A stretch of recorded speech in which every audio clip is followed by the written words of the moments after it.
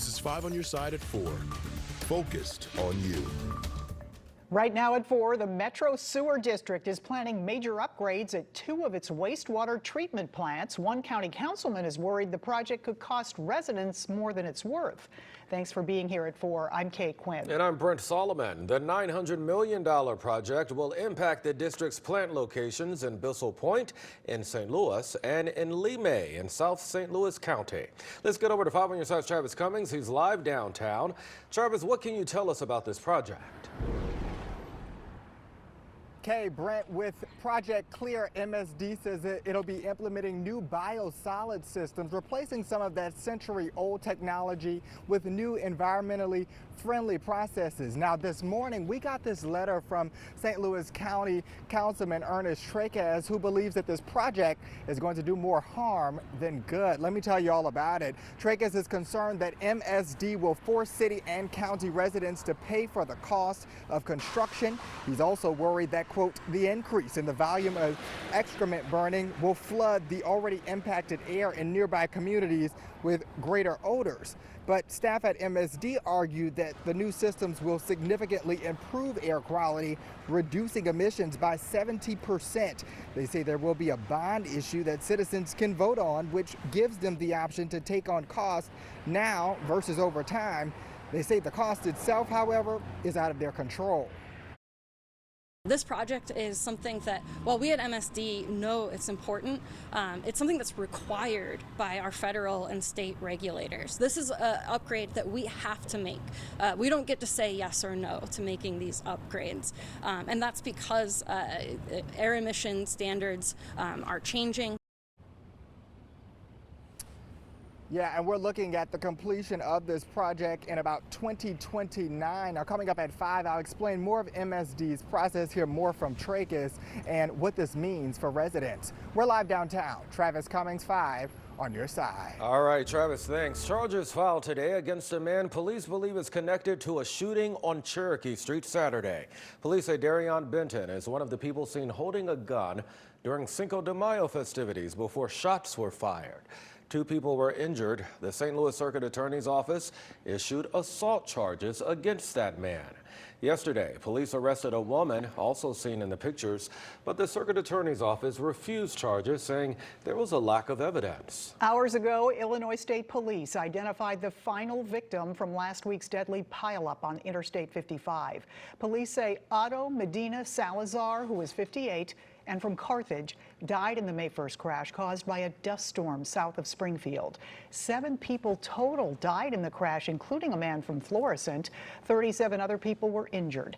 Police say 72 vehicles were involved in the chain reaction accident between mile markers 72 and 78. Right now, faith leaders from all across the St. Louis area are getting ready to grill out. Today, the Urban League kicking off the annual Grill to Glory initiative. Clergy members in more than 200 churches picked up their barbecue grills and cooking supplies ahead of the first cookout this weekend.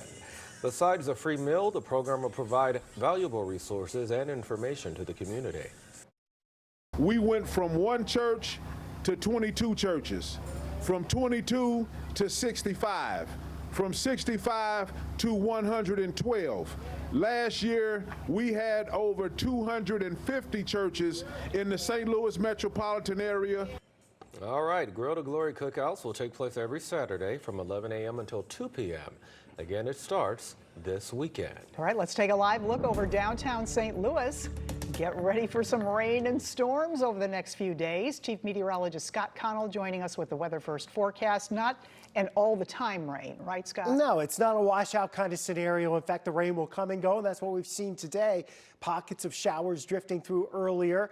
Now we've had a break. Temperatures have warmed back to around 80 degrees, and we have a few more showers trying to move towards us. Right now, that activity is off to the southeast of St. Louis. We're looking down into Arnold right now, and you can see the clouds there, but also some sun breaking through the clouds a little farther to the east. There's your little patch of scattered showers over into St. Clair County.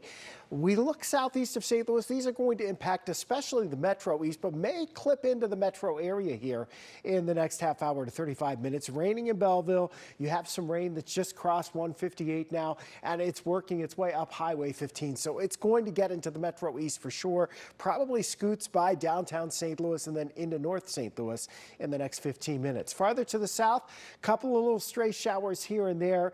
Southeast of Farmington and west of Perryville. And then you've got to get back into far western portions of Reynolds County and down into the Ozarks before you get into more widespread rain. Most of us are right around 80 in the metro area. For the remainder of the evening, a few evening showers, maybe a rumble of thunder, not expecting anything severe, and it's going to stay unsettled into Mother's Day, but it's not necessarily a bad thing. We need some rainfall for sure. It's been dry, and it's not all day, all the time rain. We'll try to break down the best timing in just a few minutes. All right, we'll see you then. Thank you, Scott. This year's Schnucks Folds of Honor campaign is officially underway. It's already that time again. Starting today, shoppers can round up at the register, and those donations help fund scholarships awarded by Folds of Honor. And our Holden Kurwicki is live at the Schnucks in Webster Groves to explain. Hey there, Holden. Hey Brent, this is actually the 6th year that Schnucks is partnering with Folds of Honor, and KSTK 5 on your side has actually supported the endeavor each year. Since 2007, Folds of Honor has awarded 44,000 scholarships to families who have a disabled service member or lost a loved one in the line of duty, and that now expands to include first responders. Joining me now is Schnucks Chief Communications Officer Bill Bradley. And Bill, 6 years. What is it about this program that, connects them with Schnucks every year? Yeah, Holden, Schnucks' purpose, our why, is nourishing people's lives. So supporting the Folds of Honor Foundation and inviting our customers to join us in doing that really lines up with our nourishing people's lives purpose. And he was telling me earlier, we said 44,000 since 2007. Schnucks alone is responsible for how many? You had a big number of those. So about 1,000 scholarships and more than $5 million these last 5 years. Our generous customers have contributed to this cause, and we are thrilled to be participating for the 6th consecutive year. And you've actually made it super easy for people to donate. Tell me how they do it. Yeah, so it's really easy. There are 3 different ways. The easiest way is to tell your checker that you want to round up your amount at checkout. The second way is through our Scan to Give coupons, which can be utilized at our self-serve checkout stations.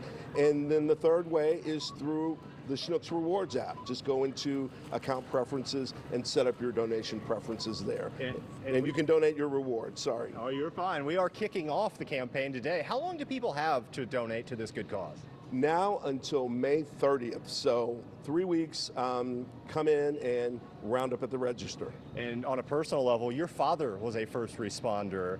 How nice is it to see people be honored for their service?